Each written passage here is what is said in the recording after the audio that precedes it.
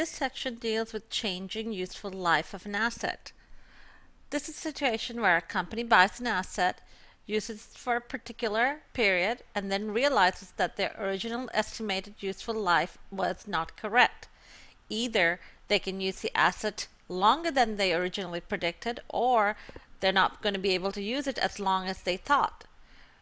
When that happens, you need to change the annual depreciation calculation to reflect your new remaining useful life.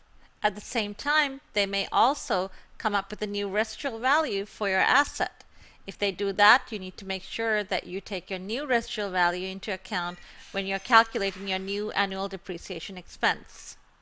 You will want to write down this formula because this is the formula that we're going to use to calculate your new annual depreciation expense. Your new annual depreciation expense is equal to remaining depreciable book value divided by your estimated remaining useful life. Remember, this is the new estimated remaining useful life. We're going to take a look at an example to see how you could apply this formula. Michael Inc. purchased a set of fixtures on January 1st, 2011. The cost was $12,000 and the set had a residual value of $2,000. The fixtures were given a useful life of 8 years. After the end of 3 years, it was determined that the fixtures would be obsolete in 2 more years. What will be the depreciation under the straight line method to the nearest dollar for the 4th year? So let's look at what happened. They bought an asset and they estimated that there was a useful life of 8 years. But after 3 years, they figured out that it's not going to last 8 years, it's going to only last 2 more years. Now they want you to calculate how much should they depreciate for the next few years. Now, you're going to start at the end of 3 years, and your step 1 is to calculate the remaining depreciable value at the time of the change, which is at the end of 3 years. To calculate the remaining depreciable value, what you have to do is you have to take the book value and subtract the new residual value. In this particular case, the residual value didn't change, so your residual value is going to be the same as before, which is $2,000. But you have to calculate the book value, and you have to calculate the book value at the end of the 3rd year. You know that the book value is cost minus accumulated depreciation. The cost is $12,000, but we need to figure out how much accumulated depreciation is. This asset has been depreciated for 3 years, so let's see how much it was depreciated. First, we have to figure out our annual depreciation expense, which is $12,000 cost minus $2,000, which is residual value, divided by 8 years. They're using the straight line method, so that will give you your annual depreciation expense, which is $1,250. You know that when you're using the straight line method, you're going to depreciate this asset by $1,250 for every year. So for 8 years, that's what they were planning to do. But at the end of 3 years, they decided that this asset is not going to last them 8 years. It's only going to last them 2 more years. So we need to figure out at the end of 3 years how much is our accumulated depreciation.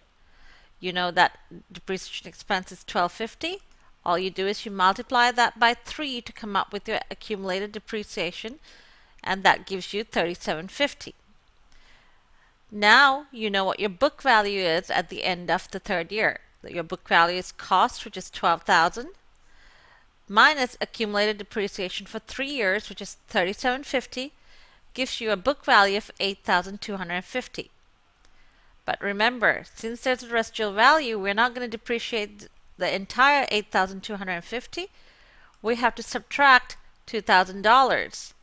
Which means we are only going to depreciate $6,250. Therefore, your remaining depreciable value is $6,250. Now you've calculated your numerator for the formula that you need to calculate your new depreciation expense.